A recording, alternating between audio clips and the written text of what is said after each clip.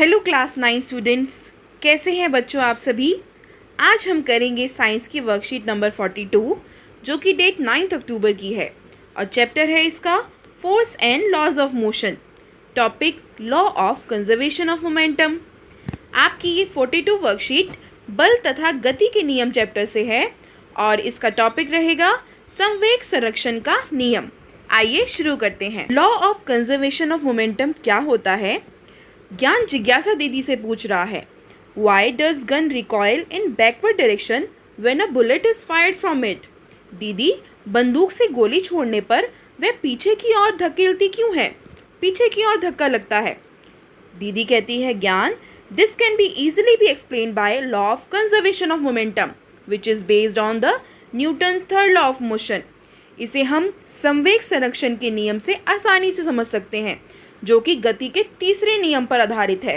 हमने last worksheet में गति का तीसरा नियम पढ़ा था कि there to every action there is an equal and opposite reaction, कि हर क्रिया की एक प्रतिक्रिया होती है जो विपरीत दिशा में होती है।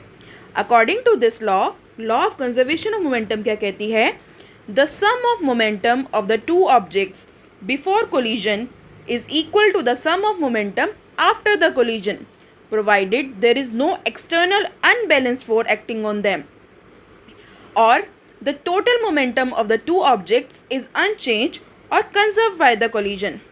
इस नियम के अनुसार दो वस्तुओं के संवेग का योग टकराने के पहले और टकराने के बाद बराबर रहता है जबकि उन पर कोई असंतुलित बल कार्य ना कर रहा हो।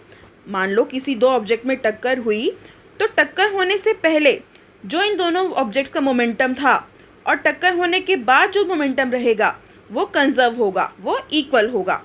इसे हम यूँ कह सकते हैं कि वस्तुओं का कुल संवेग टकराने की प्रक्रिया में अपरिवर्तनीय या संरक्षित रहता है। The total momentum is unchanged और कंजर्व बाय द कोलिजन। अब इसी लॉ के अनुसार before firing the gun fire करने से पहले बुलेट रेस्ट पर थी, therefore the total momentum of this system is zero. क्योंकि गोली नहीं चली थी तो उससे पहले मोमेंटम इसका ज़ीरो था, कोई वेलोसिटी नहीं थी। But as soon as the gun is fired it exerts a force on the bullet and bullet is accelerated in the forward direction. जैसे ही गोली छोड़ी गई तो बंदूक ने गोली पर बल लगाकर उसे त्वरित कर दिया, एक्सेलरेट कर दिया, और उसी समय गोली भी बंदूक पर विपरीत दिशा में बल लगा उसे त्वरित कर देती है, जिसकी वजह से कुल संवेग शून्य ही रहता है। At the same time, bullet also exerts same force on the gun but in opposite direction so that the total momentum of this system remains zero और conserved। इसलिए हमें पीछे की ओर धक्का लगता है क्योंकि गोली तो आगे की ओर गई लेकिन जो उसने प्रतिक्रिया की, रिएक्शन की, वो पीछे की ओर लगा और इस प्रक्रिया में जो टोटल मोमेंटम था, संवेग था, वो कंजर्व रहा, अपरिवर्तनीय रहा। आइए अब समझते हैं equation for law of conservation of momentum. संवेग संरक्षण के नियम के लिए क्या समीकरण है, क्या इक्वेशन है। इसके लिए हम छोटा सा डेरिवेशन करेंगे। सपोज टू बॉल, हमें माना कि दो बॉल हैं ए और बी जिनका मास है एम ए और एम बी। वो moving along a straight line with the velocity U A. M A का यू ए वेलोसिटी से चल रही है और एम बी जो बी बॉल है वो U B. U A U B हम पहले कर चुके हैं। यू मतलब इनिशियल वेलोसिटी और वी होता है final velocity. And there are no other external unbalanced force acting on them. उन पर कोई अन्य असंतुलित बल कार्य नहीं कर रहा। माना हमने कि यू ए जो है वो यू बी से बड़ा है। Let U A is greater than U B and the two balls collide for a time T with each other. हमने माना यू ए जो है वो यू बी से बड़ा है तो टी समय में वो एक दूसरे से टकराएंगी जिससे गेंद ए बी पर एफ ए बी बल लगाएगी और जो गेंद बी होगी वो ए पर एफ बी ए बल लगाएगी और टकराने के बाद उनका वेग बदल जाएगा। टकराने के बाद वेग हो जाएगा वी ए और वी बी फाइनल वेलोसिटीज़ में। तो momentum of ball A before collision और जो आफ्टर कोलिजन रहा वो हा एम ए यू ए और एम ए वी ए। हमें पता है मोमेंटम का फॉर्मूला होता है मास इनटू वेलोसिटी। तो इनिशियल में हम u यूज़ करेंगे और फाइनल में हम v यूज़ करेंगे respectively. The momentum of ball b before and after collision is mb ub और mb vb रिस्पेक्टिवली। गेंद ए का संवेग टकराने से पहले और टकराने के बाद MAUA और MAVA। गेंद बी का संवेग टकराने से पहले और टकराने के बाद MBUB और MBVB। The rate of change of momentum of ball A during collision, जो गेंद ए के संवेग में परिवर्तन आया, परिवर्तन की दर टकराने के समय जो रही वो रही MAVA-UA बाय T। और सिमिलरली बी के लिए भी MBVB-UB by T।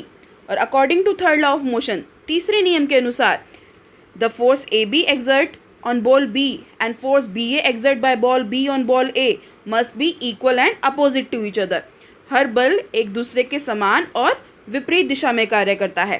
FAB is equal to minus FBA, ये माइनस डायरेक्शन दिखा रहा है कि अपोजिट हैं दोनों फोर्सेस। तो हमने यहाँ से FAB और FBA ऊपर निकाला है, इन दोनों की वैल्यूज पुट करी और कैलकुलेट किया कि MAUA plus MBUB equal to MAVA plus MBVB। ये इक्वेशन है law of conservation of momentum की। फिर यहाँ से हम देख सकते हैं कि total momentum of ball A जो रहा और बॉल बी का वो रिमेन अनचेंज और कंजर्व रहा। हमने ये पाया कि टकराने से पहले जो गेंद ए और बी का कुल संवेग था वो उनके टकराने के बाद का कुल संवेग बदला नहीं, वो संरक्षित रहा। तो इस तरह हमने इक्वेशन कैलकुलेट करी। अब लास्ट पार्ट करते हैं इस वर्कशीट का। आपको 5 क्वेश्चंस दिए हैं। First, right the law of conservation of momentum, संवेग संरक्षण का नियम लिखना है। ये हमने फर्स्ट पैराग्राफ में रीड किया था। Second, why does an air filled rubber balloon swing here and there when air escape from the mouth of it. हवा से भरे गुब्बारे की हवा निकलने पर वह तेजी से इधर उधर क्यों भागने लग जाता है?